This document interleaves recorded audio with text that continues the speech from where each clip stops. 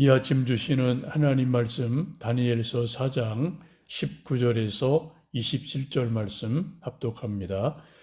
벨드사살이라 이름한 다니엘이 한동안 놀라며 마음으로 번민하는지라 왕이 그에게 말하여 이르기를 벨드사살아 너는 이 꿈과 그 해석으로 말미암아 번민할 것이 아니니라. 벨드사살이 대답하여 이르되 내 주여 그 꿈은 왕을 미워하는 자에게 응하며 그 해석은 왕의 대적자에게 응하기를 원하나이다. 왕께서 보신 그 나무가 자라서 견고하여 지고 그 높이는 하늘에 닿았으니 땅 끝에서도 보이겠고 그 잎사귀는 아름답고 그 열매는 많아서 만민이 먹을 것이 될 만하고 들짐승은 그 아래에 살며 공중에 나는 새는 그 가지에 깃들었나이다. 왕이여 이 나무는 곧 왕이시라. 이는 왕이 자라서 견고하여 지고 장대하사 하늘에 닿으시며 권세는 땅 끝까지 미치심이니이다. 왕이 보신즉 한 춘잘자 한 거룩한 자가 하늘에서 내려와서 이르기를 그 나무를 베어 없애라. 그러나 그 뿌리의 구루터기는 땅에 남겨두고 새와 노줄로 동이고 그것을 들풀 가운데 두라. 그것이 하늘 이슬에 젖고 또 들짐승들과 더불어 제 몫을 얻으며 7대를 지내리라 하였나이다. 왕이여 그 해석은 이러하니이다. 곧 지극히 높으시니가 명령하신 것이 내 주 왕에게 미칠 것이라. 왕이 사람에게서 쫓겨나서 들짐승과 함께 살며 소처럼 풀을 먹으며 하늘 이슬에 젖을 것이요 이와 같이 7대를 지낼 것이라. 그때 지극히 높으시니가 사람의 나라를 다스리며 자기의 뜻대로 그것을 누구에게든지 주시는 줄을 아시리이다. 또 그들이 그 나무 뿌리에 구루터기를 남겨두라 하였은즉 하나님이 다스리시는 줄을 왕이 깨달은 후에야 왕의 나라가 견고하리이다. 그런즉 왕이여 내가 아뢰는 것을 받으시고 공의를 행함으로 죄를 사하고 가난한 자를 긍휼히 여김으로 죄악을 사하소서. 그리하시면 왕의 평안함이 혹시 장구하리이다 하니라. 아멘. 다니엘이 느부갓네살의 꿈 이야기를 듣고 크게 놀라고 번민을 합니다. 꿈 해몽을 그대로 사실대로 말하기가 너무 불길한 내용이어서 왕께 솔직히 말하기가 두렵습니다. 그래 19절 보시면 다니엘이 한동안 놀라고 마음이 번민했다라고 말씀합니다. 사실대로 말할 수도 없고 말하지 않을 수도 없는 큰 고민에 빠지게 됩니다. 가끔 우리도 그런 일을 당할 때 있습니다. 어떤 비보나 나쁜 소식이 있을 때 그것을 당사자에게 전달해야 되나 말아야 되나 고민할 때가 우리도 종종 있지 않습니까? 지금 다니엘이 꿈 내용이 너무 안 좋으니까 차라리 이 꿈이 왕의 원수와 대적자들에게 이루어지면 좋겠습니다. 라고 말합니다. 다니엘이 번민하는 모습을 느부갓네살이 보고 담담히 말하죠. 너무 번민하지 말고 있는 그대로 사실대로 말하여라. 이 왕의 말을 듣고 다니엘이 그 꿈의 해몽을 하나 둘 알려주게 됩니다. 20절에서 22절 말씀에 쭉 보시면 왕이 본 거대한 나무가 있습니다. 그 나무가 하늘에 닿을 정도로 큰 나무인데 잎사귀도 아름답고 열매도 많습니다. 만민이 먹을 만합니다. 들짐승도 공중의 새도 그 나무에 깃들여 있습니다. 라고 말하면서 하늘에 닿은 거대한 나무는 곧 느부갓네살 왕 당신입니다. 라고 해석을 하죠. 우리도 이 정도는 꿈 내용을 보면 알 수가 있죠. 바벨론 제국의 절대 군주 느부갓네살의 권력이 온 세상에 다 미친다. 심지어 새와 짐승까지도 왕의 권력, 그 힘 아래 있다라고 말씀을 합니다. 왕이 이 말을 듣고 가슴을 휴 하고 쓸어 내렸을 겁니다. 그런데 진짜는 후반부의 꿈, 해몽이죠. 축구도 전반전도 중요하지만 더 중요한 거는 후반전이지 않습니까? 그래서 꿈 후반부의 해석이 24절부터 쭉 이루어집니다. 지극히 높으시니 곧 하나님이 명령한 것이 이제 왕에게 이를 것입니다. 라고 말하면서 나무가 베어져 들판에 버려진 것을 하나 둘 해몽하게 됩니다. 그것은 느부갓네살 왕이 왕의 자리에서 쫓겨난다는 것입니다. 화려한 왕궁에서 쫓겨나서 들짐승처럼 들판에 살며 소처럼 풀을 먹게 될 겁니다. 화려한 궁궐의 푹신한 침대 잠자리가 들판에서 노숙하는 일이 일어나고 하늘 이슬에 젖으며 살 것입니다. 라고 이제 하나 둘 또 꿈 해몽을 해줍니다. 이런 고난과 환란의 시기가 7년입니다. 라고 아주 비극적인 그러한 꿈 해몽을 왕에게 전해주게 됩니다. 왕에게 이런 아주 안타까운 일이 일어나게 된 것은 성경 보시면 사람을 왕의 자리에 올리기도 하시고 낮추기도 하시는 것이 지극히 높으신 하나님께 있음을 왕에게 알려주려고 하시는 것입니다. 라고 말하면서 나무 뿌리가 7년 동안 남겨둔 것은 왕이 하나님의 주권을 진심으로 깨달으면 다시 왕위에 회복될 수도 있습니다. 라고 말을 합니다.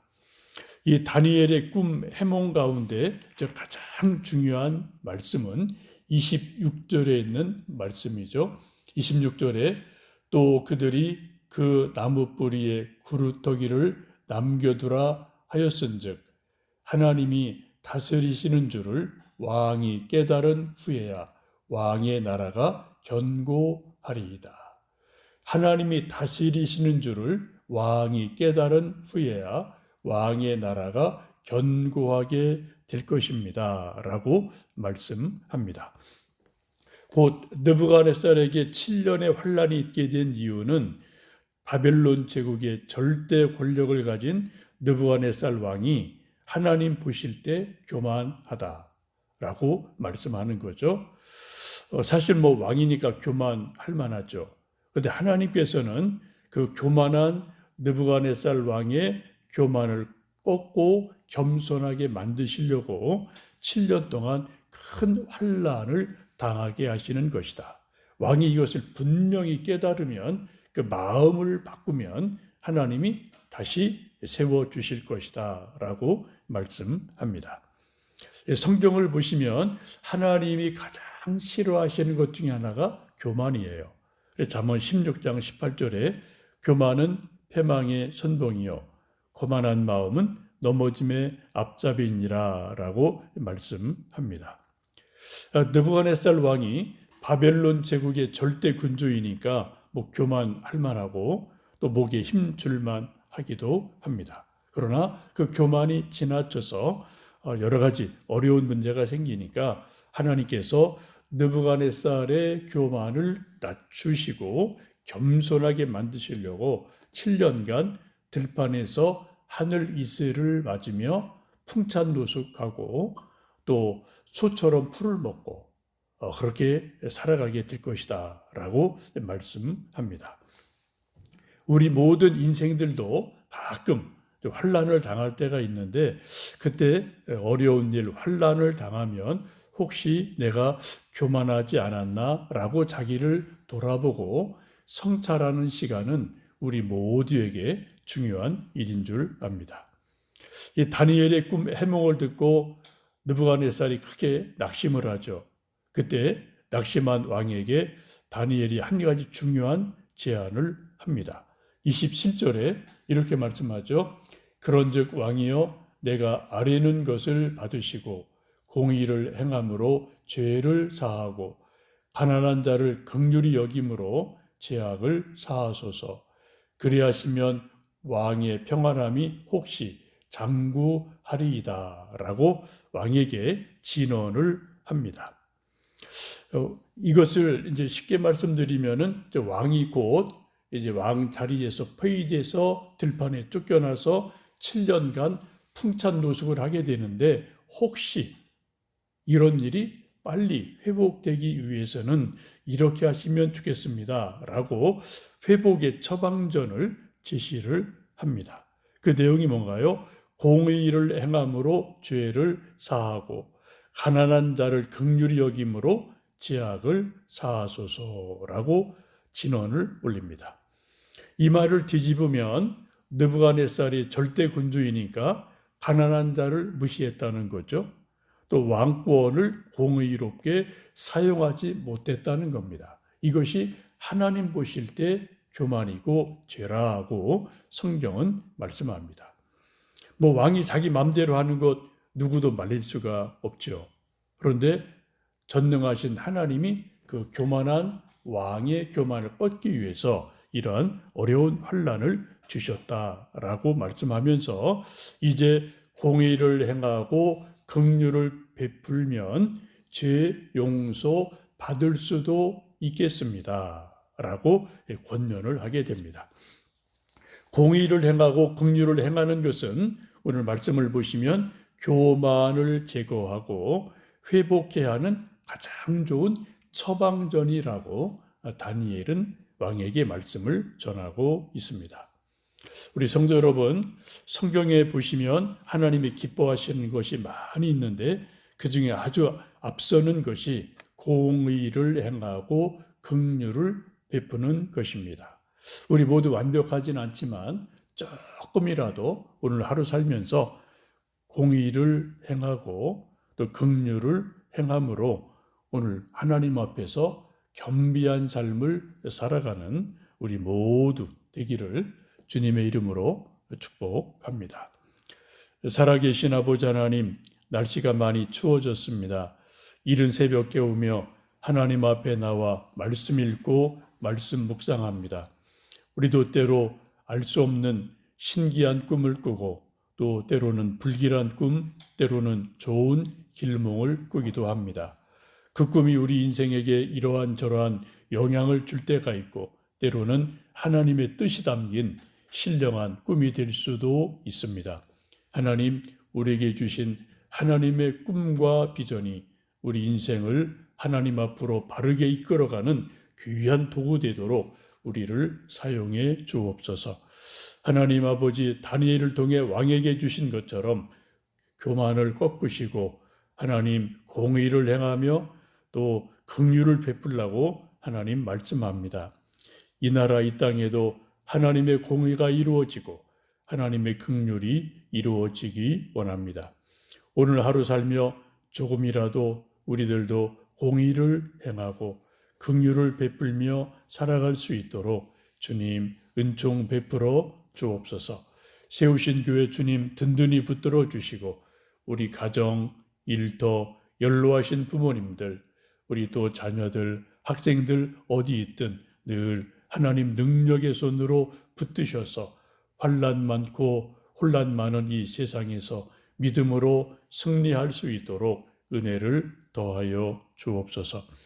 미얀마 선교 방문 중인 올로 목사님 걸음 동행하셔서 귀한 격려와 열매가 맺히도록 하나님 아버지 늘 동행해 주시기 원합니다.